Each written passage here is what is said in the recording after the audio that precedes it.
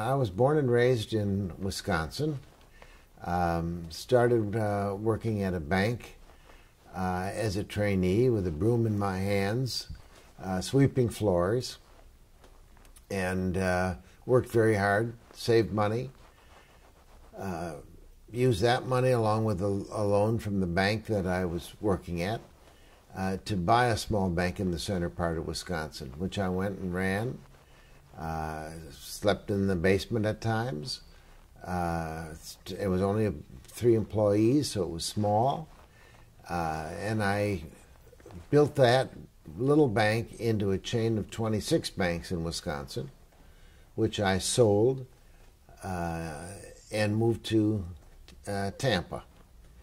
I repeated that in Tampa with Southern Exchange Bank by building about 25 different banks and branches, and I sold that some years later, and then I established a charitable foundation, which my wife and I run, and we contribute philanthropically to various organizations in the city that we love, and we contribute our time and talent to a lot of organizations as well. And that's what we've been doing for the last number of years.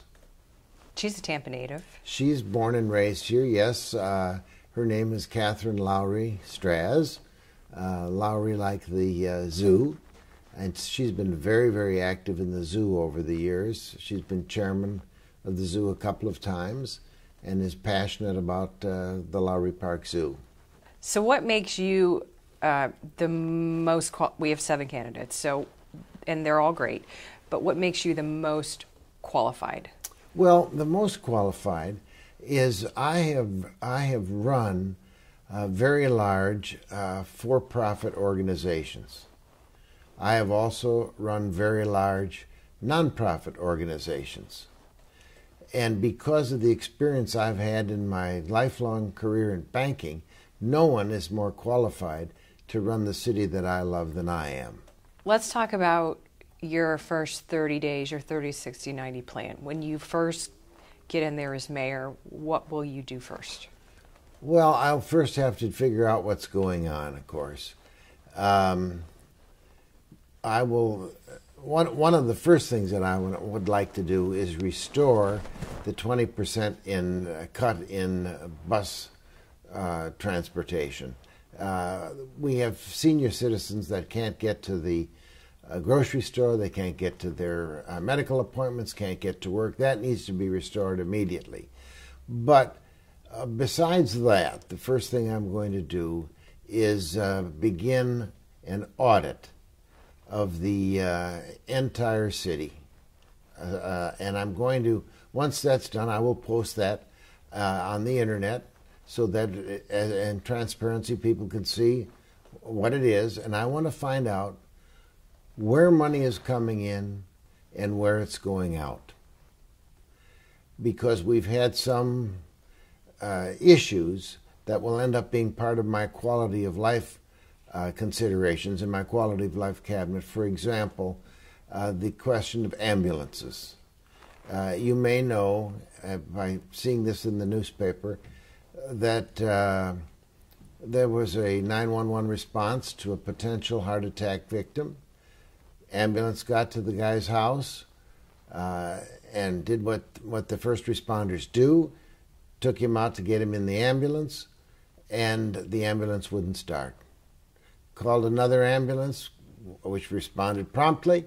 They transferred the patient to that ambulance and carried him to the hospital, dead on arrival. Now, these ambulances that we have, 28 of them in the city, are 9.5 years old on average and have 227,000 miles on them. And in municipalities near us, all the ambulances are about 2 years old. Ours are old, broken down, require a lot of maintenance, and certainly do not provide the quality of life that our citizens deserve. Meanwhile, we are charging $850 per transport for every one of those patients. We collect $7 million a year in transportation charges for the ambulance. We actually charge twice that, $14 million, but we collect $7 million. Where's that money going? It ought to go back into ambulances so that we can have a newer fleet of ambulances, something that's only 2 years old. That's the type of thing that I want to get to the bottom of. And in the case of these ambulances, the fire chief has not even been a part of the conversation about this problem with the appropriate people in the administration. So that's the kind of thing that I'm going to get to the bottom of through both the audit and then in my quality of life cabinet. Let's sort of talk about the infrastructure problems that Tampa has. If you can prioritize the top 3 that are on your radar and give us details about those challenges and how to solve them. Well, I don't have all those answers. But obviously transportation, stormwater, flooding, those are all problems. Those are things that will go to my quality of life cabinet, and they will deal with it, and they'll come up with a recommendation. I will conduct this cabinet meeting at 8 o'clock every Monday morning, and we will deal with these issues, and we will find solutions. I'm not going to push my agenda and my ideas of what to do on the citizens. I want to hear from the citizens what they think ought to be done. And then that is what we will do. And I will see that things get done. Tampa doesn't exactly have the best reputation for being walkable and bikeable. I mean, we have a lot of pedestrian deaths, bicyclist deaths. How do we solve that problem? Is it more bike lanes? What is the solution? Well, I think bike lanes are important. And they're certainly important in various areas. Pedestrian traffic is important. I'm not in favor of the complete streets unless the neighbors in those areas ask for it and want it. Then I would be for it. If you drive around and look at our city, particularly East and West Tampa, you'll find lots of neighborhoods without sidewalks, with deep ditches that the kids are standing in waiting for their school buses. That's intolerable. We have got to fix the sidewalks, and we have got to do something about vehicles and recreational vehicles included that are parked on our sidewalks so that pedestrians can't get by. There's got to be some more code enforcement on that. And isn't that one of the divisions that they've really cut back in? Yes. Code enforcement. Oh yeah, yes. When I ran the transition committee for the current mayor 8 years ago, that was an issue that we dealt with. We had all kinds of code violations and a lot of citations issued, but nothing collected, no teeth put into anything, and they were just papers that were laying around the city hall. That's got to change. We've got to have better code enforcement. Let's go back to transportation. Some of your challengers have put forth their plan and put them online and that sort of thing. That's not really how you've gone about it. Can you explain your approach? Well, every one of those plans lacks one thing: cooperation. And we need to cooperate with the county, with St. Petersburg, and other entities. I feel that, I'm willing to do anything to get a cooperative effort to solving transportation. With my background in the diplomacy, as you know, I'm in the diplomatic corps, I believe there's no one better than I to get people together and to reach a consensus on doing something. And again, that will be part of my quality of life cabinet to deal with transportation. I've done a lot of looking at it already myself, but I am not going to push my ideas or my plan on the general public. I want the general public to have what the general public wants.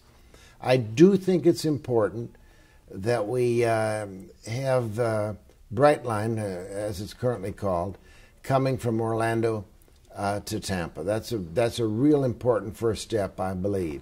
And I went to Miami here a few weeks ago and spent a whole day with the principals of Brightline. And I rode their train, and I looked at their train stations, which I wish I could come up with a better word than train stations, because they are very elaborate, very nice, very clean, as is the train.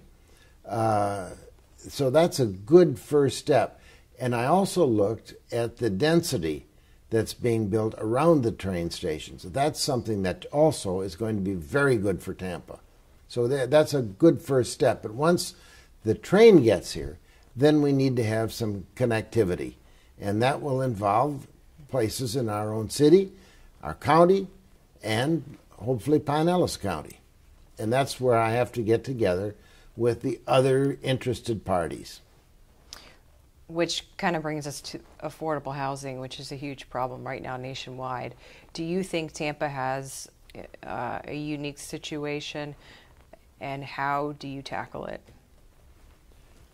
You know, I don't have the answer for that. It's a very important situation, and what I would like to see is private enterprise get into affordable housing. And we do need to look at modular housing, container housing, stick-built housing, and I believe private enterprise ought to get into that in cooperation with government entities, be it the city, county, state, federal government.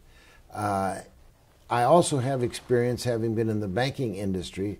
We need to get some of our local banks involved in affordable housing or workforce housing, whatever you would like to call it. Local banks can provide guarantees to contractors. They can provide actual funding to end users, provide some funding to government entities that might want to do some financing. That whole thing has got to be looked at much more carefully than it has. And there are solutions. A lot of solutions. The city has a lot of properties that they have taken back on tax deed. Those need, and some of it's already being done. Those particular properties need to be given to developers to develop properties. I've been out in one case. I can tell you a story. I've been out in East Tampa with a developer who is building what you would call affordable housing, and it's a minority contractor. She was able to get a tax deed lot. She had to pay $3,000 for it. She should have gotten it for nothing, but she paid $3,000 for it. And she is building a house on it at cost and selling it at cost for $117,000, and it has been purchased by a family, a single parent family that is moving out of Metropolitan Ministries into this house. I was there and broke ground for the project. That type of thing is really very important, and it can be done.